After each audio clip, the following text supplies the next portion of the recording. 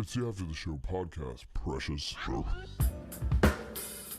We don't care, we're about to swear on the air. It's the After the Show, so tune in if you dare. KVJ, get your skate every single day. It's uncensored. We can say what we want to say. Yeah, hello. Welcome to the KVJ After the Show podcast.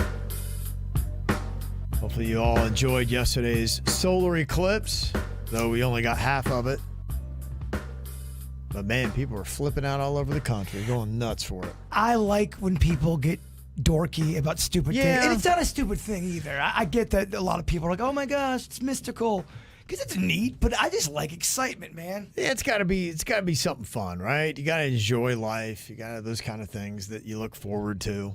I think dorkiness is an attractive quality. If a girl's got a dorky side to her, I think that's hot. It's nice to have somebody with enthusiasm about Yes. something.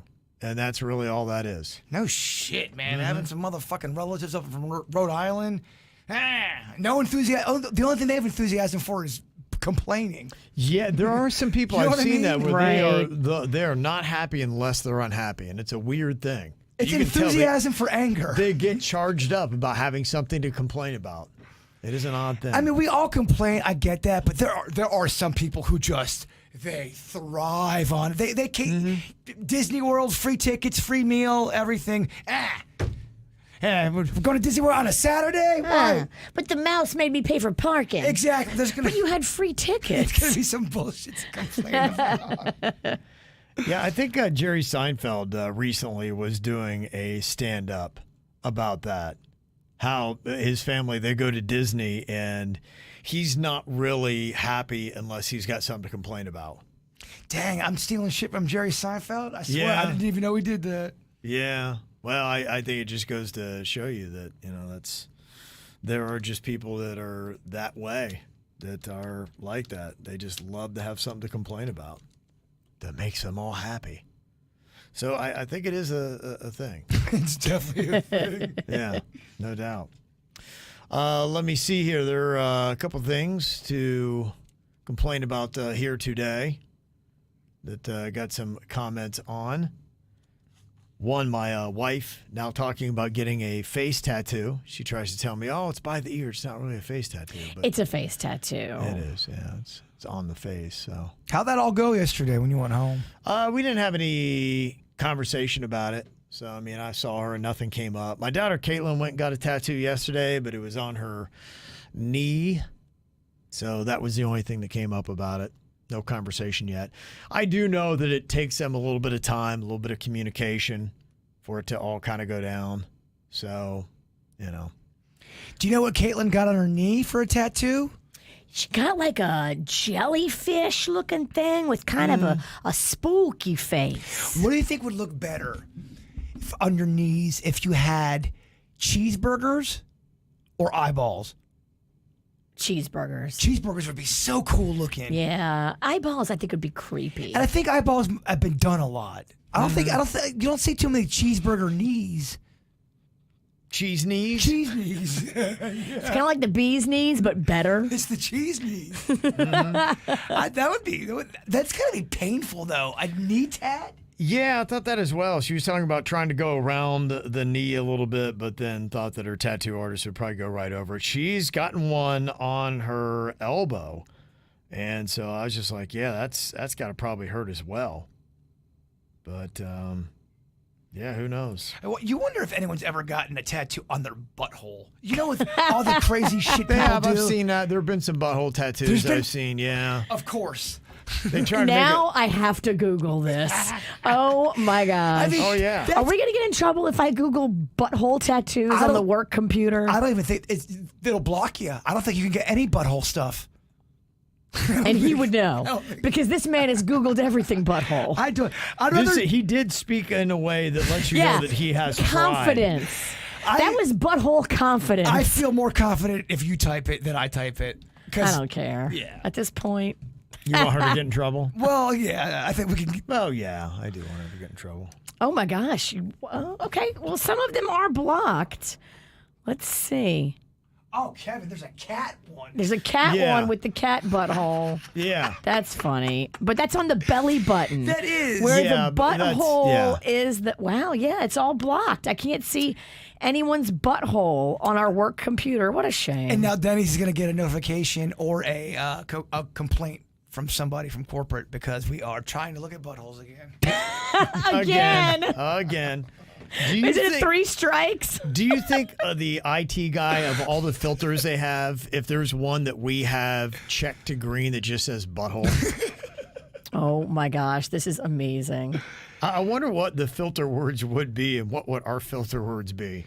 Well, sometimes we'll talk about some crazy shit, He's right. and then we don't know what it means, and then we Google it like, Cam, I think it's butthole stuff. Yeah. Or it's this, or it's that. We've been on Urban Dictionary a lot. we have. And when we first got on here, we used to pull up stuff. We can't do that anymore. You'd talk about something or someone would bring something up, you'd pull it up, and it blocks it like that butthole. And they're very effective, too, by the way. I mean, the butthole. I can't see nothing. You can't get through, Ken. I can't get a single butthole I got in it here. on my phone. I mean, I've got some butthole tattoos here. Okay. Yeah, Someone's done a flower, and the center of the flower is. Now the workaround. Kevin figured out how to work around the butthole. But can IT still trace it back to? You're not supposed to be looking at any of that stuff at work. Well, my here's God. somebody. This I could show even, but that's somebody that's their butt cracked, and they've gotten a spider web in there, and you can see there's a little spider coming out. Virginia, look at that. Wow. Does that scare you? If the first time you get with a woman and she Yeah, pulls out, she's yeah. got a spider web tattoo coming out of her ass. Yeah, there's another angle of it you can see. I mean, Yeah, because you don't typically think something is cleaned when it's got spider webs on it, right? It means there's time and it doesn't often get tended to, which you don't want that comment about a butthole. Be like, yeah, you know what? I get to it whenever I get a chance to clean it, but clearly it's not often. I mean, men love the booty. I wonder if that would cure Denny's arachnophobia. He's scared of spiders. Look Yeah. at this picture of a girl getting a butthole tattoo.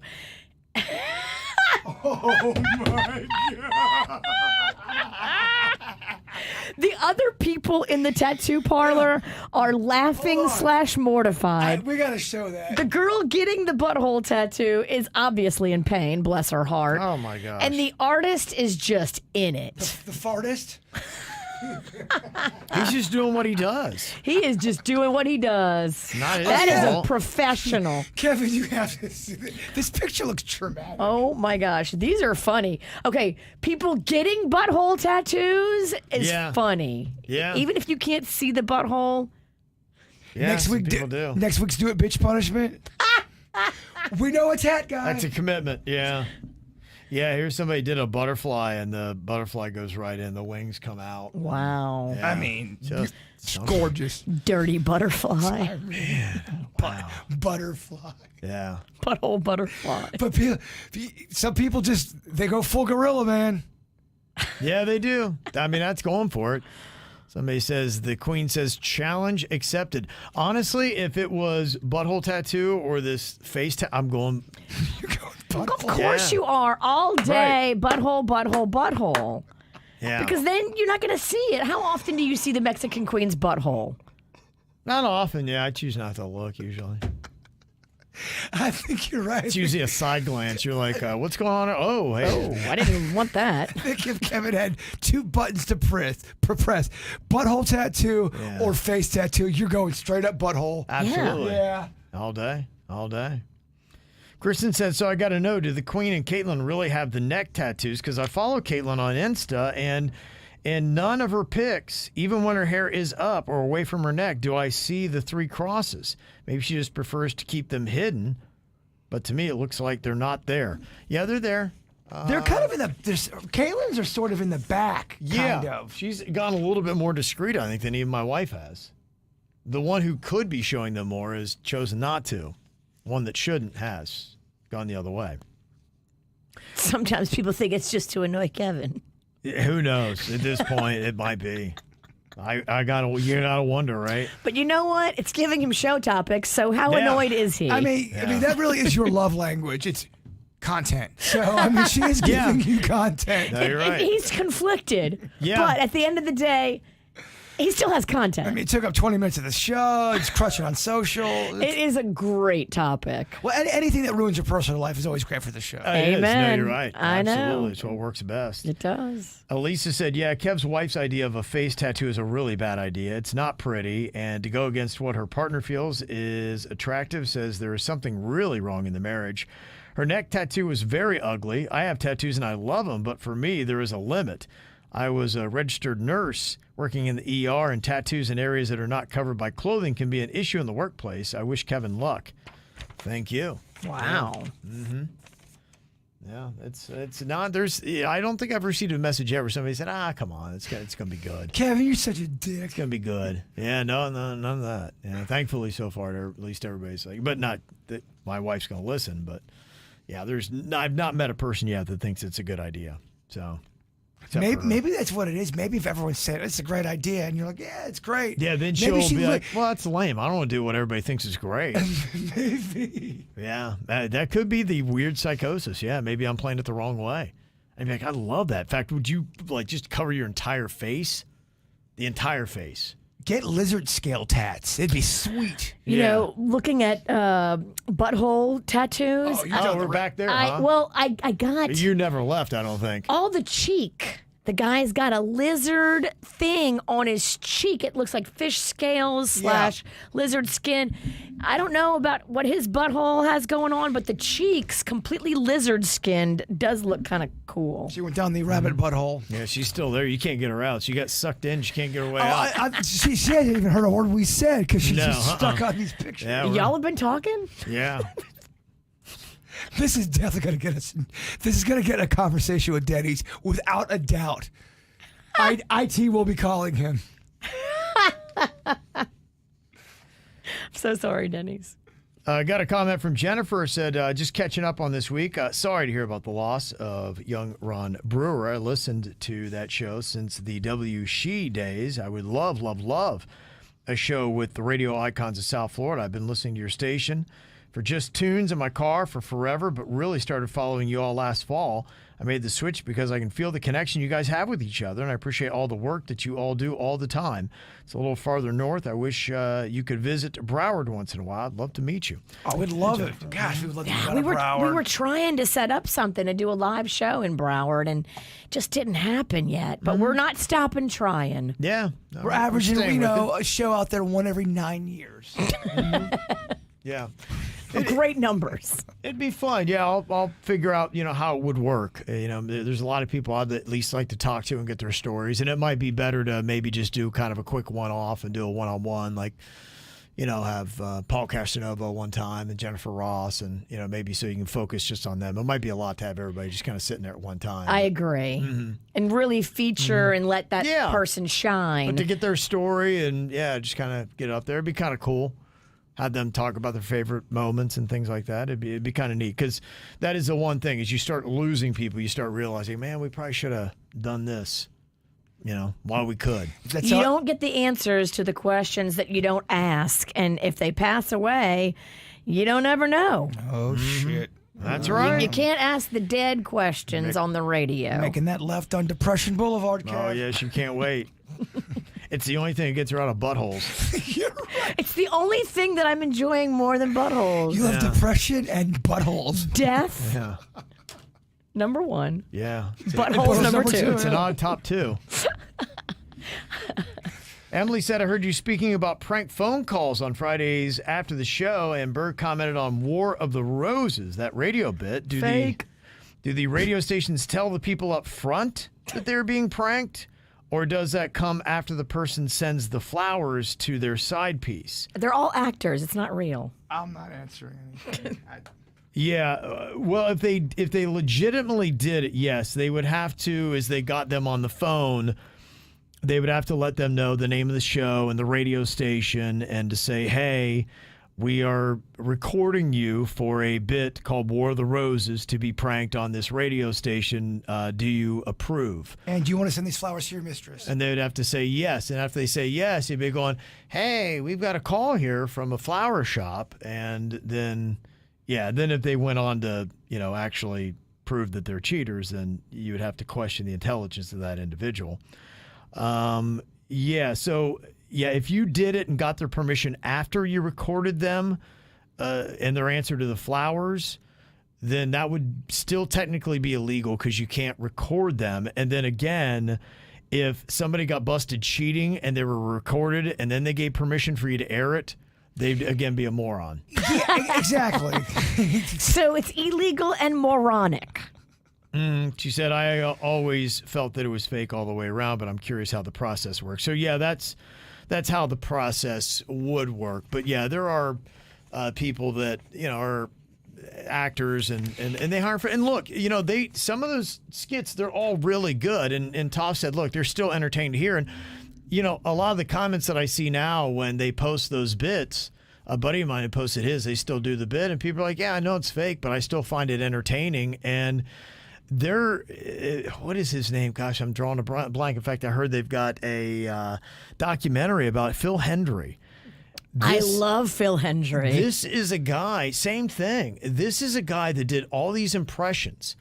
And to watch him work was amazing. He didn't have the technology he did now. So he would call himself on a handheld phone. And he would use the microphone and he would play the host, Phil Hendrie, and he would have somebody ask, I'm very upset. And they would go on this thing and he would have a conversation with himself. And it would be what the person on the phone was saying was so outrageous. And people could not believe it. And then after he did this skit, and he would put videos out. Like, if you knew Phil Hendrie, you knew this was fake. And then he would just air everyone that was so outraged at the fake caller that couldn't believe it, and he would just go with him. And sometimes he would have that person still on the phone fighting with the caller. It was so good. It was so masterful to watch him be the host, turn into this ridiculous guest, and yell with the live caller that was completely buying all of it. Was unbelievable as an art form. He's such the fucking real deal. Yes. I met him at a radio convention many, many years ago, and not everybody knew who he was. You had to be kind of a fan of radio and older radio, but there were a few people that knew who he was at the bar, and we just made a circle around him, and he started doing it live in the bar, and that was some of the most exciting moments of my radio career, watching Phil Hendrie with a beer in his hand, drinking and having an argument with himself in two different voices. Everybody in that circle just like, we just watched greatness. Masterful. There are some people that in the industry that are just a talent at a next level, and he is in that elite group. And he would talk about cool topics. So he's kind of doing a sketch, but it would bring on a good topic. He talked a lot about alien stuff, ghost stuff, and all so that. He would have ridiculous people and insane stories. You'd be like, I can't believe it. But look, I mean, we do the Whacked Out News, and there's some insane, unbelievable stories in that too that are actually real. And so he would have something along that line that he would go down, and it was just masterful and hysterical at how ridiculous the story was. And then when the people started calling in that just were going off and couldn't believe it. It was late. That's when it was just the absolute best. It was late night too, wasn't it? Yeah, That's a lot what of it was. Yeah, so later at night. There's something about late night radio like that that's kind of eerie and creepy. Yeah, and I really love it because I know who Phil Hendrie is, but I didn't know him until I got into radio, and then I found out who he was. Yeah, it's really that whole kind of style of radio is fun to listen to. Yeah, I really need to watch that documentary because it's been years since I've seen him actually doing his art form, and I think anybody would truly be in awe of just watching him do what he does. It's just simply called Hendrie, and I'm doing a Google search to find it right now, so I'm sure that you can find it somewhere. But yeah, I really want to go see this. Yeah, it looks like YouTube has it. Oh, good. Late talk radio, it just, I don't know, something about it makes you feel just eerie and cool at the same time. I love it. Yeah, it says Apple TV, maybe, Amazon. It's on there. You can go and see it. It charts the career of Phil Hendrie, radio genius whose satirical brilliance reshaped comedy. And it looks like you can buy or rent Apple TV. Amazon has it. Comcast, YouTube, so AT&T, DirecTV, so many platforms. Oh my it's on. gosh, I'm so excited right now that you told me about this Hendrie. Yeah. I'm so jazzed. I find that's what I'm really into a lot these days. I love watching a good documentary. If it's done the right way, I'm finding that to be my favorite thing to watch. Because there's so many amazing real life stories. I'm all about it. And this cat is so nice and so cool, and so was just loving the fact that he was making other radio people happy. It was such a cool moment, and that's him. He is a genuinely cool ass guy. Even bands I don't like their music. I mean, I'm not a huge Metallica fan, but man, did I love their some kind of monster documentary, because Lars, he was in a cockumentary. He was such a cock. Oh, really? Okay. And so was the lead singer, and they're such dicks. It was good, Virginia. Lars is one of those guys you go, I'm a pacifist, but I kind of want to punch him. Another guy that was pretty interesting, I used to listen to way back in the day when I first got into radio, is a guy named Art Bell. And he was syndicated overnight, and it was an alien show. Yeah, that's another one I loved. And the reason why I love that, because I remember I was, at the time I was in the San Joaquin Valley in Central California, and it was pitch black dark. So you were driving and listening to this show, and it added another element of creepy. And it was just all kinds of weird, you can imagine, weird people who are up in the middle of the night That's what at 3 a.m. that want to talk about aliens. It's so great. I love it. I that was the station that I was a board operator for. The show he started is still on. George Norrie now does it, Right. but it was.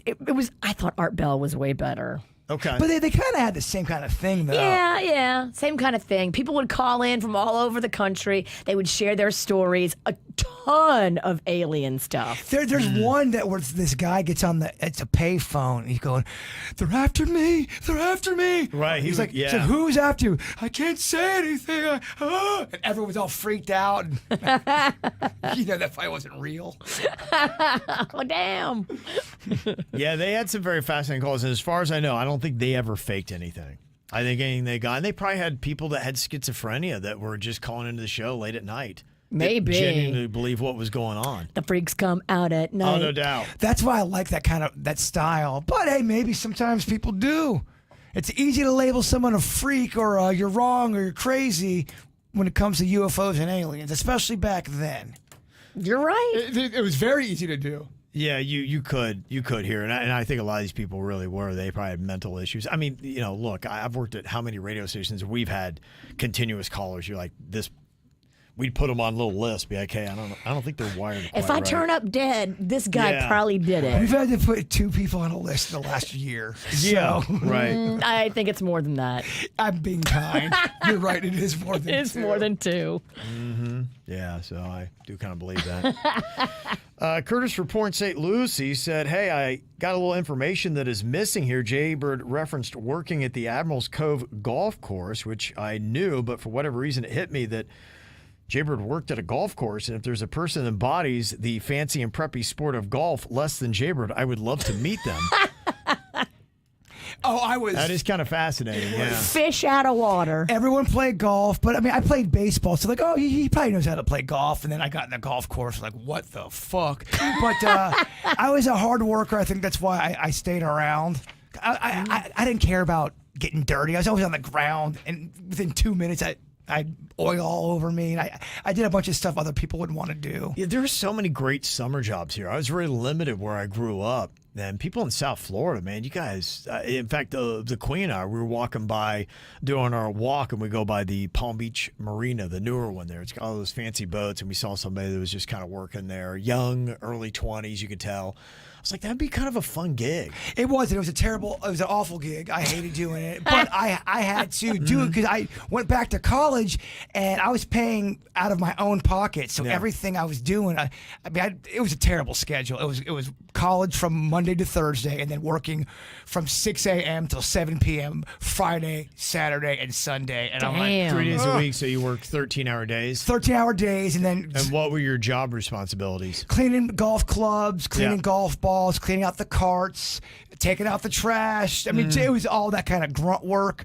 But then also being, nice to the members, and you weren't ever allowed to point to anything. You had to walk the member. If they asked where something was, you have to walk them to it. You can't say it's over there. You have to walk them. Yeah, that's a thing. It was nothing but faking your personality for 13 fucking hours and just in the heat. So you immediately, me and my buddy, when we'd have a day off, we'd go to the ale house and just get hammered. Because that's all we had time to do. Me and my buddy went back to school together, and that's why we were on the same schedule. So we would just basically do everything. Did you guys take tips, or was it all based on? It was tips the first year I was there, which I liked better, and then they upped our hourly, which I think was $14. And back then, going to school, and I was living at home, so my parents were cool with me stocking up money and paying for my college. I was lucky and blessed on that level. Yeah, my daughter works a little bit at a club, nice club, and they don't do tipping. And they pay pretty well at some of those clubs if you get a job there. It's pretty good, and so that's why they say, hey, look, we don't want you guys trying to hit anybody up for tips, and what they pay is enough. But what I think is stupid, if a rich person wants to give you a tip and you're working at the golf course, why the fuck would you not allow that person to take that tip? I mean, are we trying to get everybody a little extra shine around here? I think some of the members You're like right. it that they don't have to be expected to tip any extra, and they're the vocal majority. So you might have one cool guy like your Celine Dion husband, Renee Angelil, that loved walking around and handing out 20s and 50s to everybody. Like, that guy's cool, but most of the members, usually if they pay for the membership, they love the concept of no tipping. When they took away no tipping, this one member made such a big deal because he brought a guest to the golf course. It's called the member guest, where the members bring a guest. It's a big deal. Everyone's on eggshells. And the guy tried to give my buddy $1. And from 50 feet away, the guy's, no, don't give him $1. There's no tipping. Do not give him $1. He does not get $1. Like, dude, shut the fuck up. Why would you yell from across the golf course not to give a guy $1? That's so much effort. There were members we definitely talk shit about as soon as they walked away. Like, oh, fuck that guy. Cringy. Fuck that guy. That guy's cringy. Oh, yeah, we would talk major shit about certain members there. Yeah. Another comment said another great job for young people is line and ramp agent for a private jet service company. Oh, what's that? I don't know. Line and ramp agent. Yeah, it could be cool. I mean, some of these jobs, just doting on the wealthy is kind of cool and fun, and some of them do pay pretty well if you can get them. You just got to kiss a lot of ass and probably deal with a lot of shit. I mean, that's just it. They're cool until something goes wrong. And like, holy shit. Yeah, and you're going to deal with a lot of attitudes, but if you can let it roll off of you, then, I've worked at 3 golf courses. Damn. Okay. You are a golfy bitch. It was easy to get into because it's a lot of. Once you've been at one, it's easy to get to another. And it's a lot of people do it for the free golf. And I was just trying to get it. No, I never. I'd sit in the golf cart passenger and just watch people play because it was pretty. It's golf course. The Admiral's Cove one is beautiful. Oh, it's nice. People try to get in there to play. It's well appointed. And you can't just go in there and play. At the time I worked there was 2 of them. One was a little bit nicer, but it was fucking gorgeous out there. Okay. AB said, I think this would be a fun topic to talk about. What is one piece of clothing or a product that you own that makes you feel like a millionaire? I had some extra cash to burn, so I purchased a Tom Ford Cologne Noir Extreme Gold Box, and it smells amazing. Ooh. Every time I put it on, I get so many compliments, and when they ask, what is it? I say Tom Ford. It just makes me feel like $1 million. Oh, good for you. Yeah, that Tom Ford stuff is so expensive. And I remember after the Jay-Z song came out, this is like 2014. We were on our way moving into Miami. So I remember I was hanging out Mary Brickell Village one time down there, downtown Miami, listening to Tom Ford's song. And we go by and I see a Tom Ford store. I'm like, you know what? This is some cool looking stuff. And Justin Timberlake had that Suit and Tie song out. I'm like, I think I'm going to start going for this kind of style, man. I think Tom Ford is where it's at for me. It's almost like James Bondish.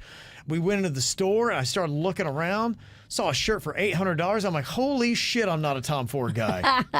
Tom Ford has a fragrance, and the name of it is fucking fabulous. Right. And Yeah. for that, I respect you.